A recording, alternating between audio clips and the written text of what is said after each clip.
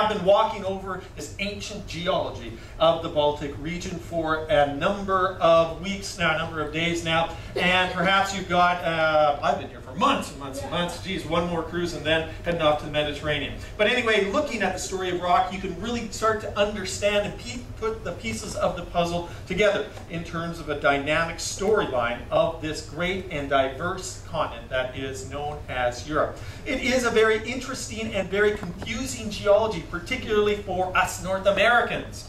Well, because in North America, you have basically 2 or 3 mountain ranges, and basically they all run north-south. Not the case here in Europe at all. There's all these mountain ranges that run and crisscross in every sort of direction possible. And the rock formations are very, very different. The type of rock in the Baltic area, this old granite stuff that we saw, is very different from the formations that you see in Italy, for instance. And as a general rule, the oldest rock is in the north, and then the youngest areas are to the south. And when you look at geological puzzle maps like this, wow, it just gets your head scratching and your ears aching just thinking about it. So I'm not going to spend too much time in confusing aspects of that, but we will discuss this in a brief and easy to understand way, and that all involves the movement and age of the Earth. The Earth is not static. It has changed to show how the continents have changed over time. But they were formerly fused. And if you look at this illustration, you see that South America fits very nicely into Africa. And in fact, if you were to give these continents to a preschooler and say, piece them together, well, that would be the logical way that they are pieced together. There's in fact common fossils that date back to this period of time. Common fossils to South America, Africa, Australia, and Antarctica, which were all fused at this time. But what about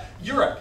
Well, Europe is this mungled piece up at the top of the planet right there. That biggest chunk is Baltica, this old piece of rock. But look, as I put it in motion, how Europe in particularly changes up in this area. A jumbled mass of all these small pieces, quite different from Africa, which right now has this big sea in it. But as Africa starts moving to the north, it starts fusing all these jumbled pieces into the continent that we now know as Europe. And this is one of the reasons why Europe is so diverse in terms of its geology, because it is in a squeeze play between these various other large continents, and that, of course, is one of the reasons why it is so different and dynamic than some of the other continents. And one of the best examples of this dynamic landscape is the mountains. As I said, in North America, you basically have 2 big mountain chains, the Appalachians, the Rockies, and I guess the coastal mountains as well, all running north-south, because the collisions are going on sliding under one another. Now, these are like 60 miles thick. And when they're grinding against one another, it creates a lot of friction. So much friction that a lot of in an area where tectonic plates are slamming up against one another, and it's just a process. But so you get this process of formation. We were sailing out yesterday. You saw all those nice rounded islands, and those are examples of ice covering the entire landscape. We're not talking just a thin layer of ice. We're talking almost dynamic geography that we have seen and some that we haven't seen, but some of this that we haven't seen is there's the water levels rise and fill up these coastal valleys. You get fjords. And we didn't see any fjords like this, because we didn't technically sail through any fjords in the part of the Scandinavian region that we were in. There are fjords in Scandinavia, in Norway, on the west coast. That's where this photograph is taken. And the reason they're in the west coast of Norway is because you've got a mountain chain essentially rising right out of the Atlantic there. And that these small rounded off islands that we saw in the Stockholm archipelago, every single one of them smoothly worn down. The granite polished as a result of ice moving very slowly over top of it. Leaving the nice wildest and most inhospitable and the wildest areas of Europe, of course. It circles the top of the globe and has its biggest expression in Russia, of course, because that's the largest landmass in the northern hemisphere of the planet, but of course continues around Alaska in through the spot that I live when I'm not on ships, very close to, and I've got to know it very, very well. Boreal forest is very dynamic. Although there's not a lot of different trees, there's a lot of different places in the boreal that looks very, very different. It's a wetland forest. A forest that has a lot of peat, the same trees that have leaves things like aspen and maple, and we saw examples of that in the various city parks if you went around your garden. We didn't experience it during the winter time, but for most of the year, everything in these northern environments is locked into snow and ice as well. Trees, particularly in times when the forests weren't as heavily managed as they are today. In fact, many of the species of trees that traveled to Berlin and saw all the trees that you passed by, they're all uniform.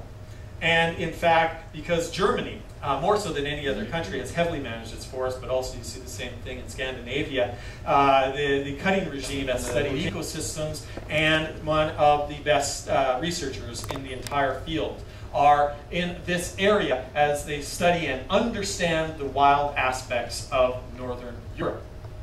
When I look at Northern Europe, I do so with a perspective of a North American. In Europe is a small backyard bird. Even a backyard bird back in the 1500s has a nice little red breast on it.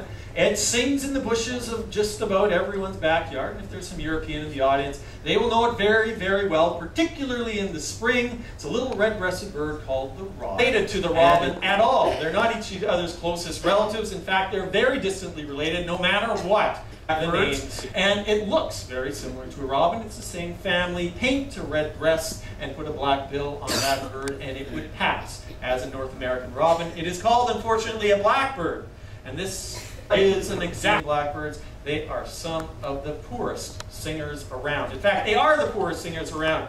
They make a racket. They're horribly sounding birds. Well, and North America, oh boy, you think of this animal here, it is the ultimate pest. Not only North America, we've got Aussies in the audience here. We got natural Kiwi, we don't get in anyone's way. Sure, they make deposits on golf lawns, but you know, they're not a big pest. But as they've been introduced to Europe, well, they are now the rat of Europe. And this is hard for a Canadian to admit, because I mean, we never want anything Canadian to be viewed in a pestilent sort of way, but the Canada tends to be slightly smaller and has dozens of small following our ship the first day at sea when we are on the North Sea.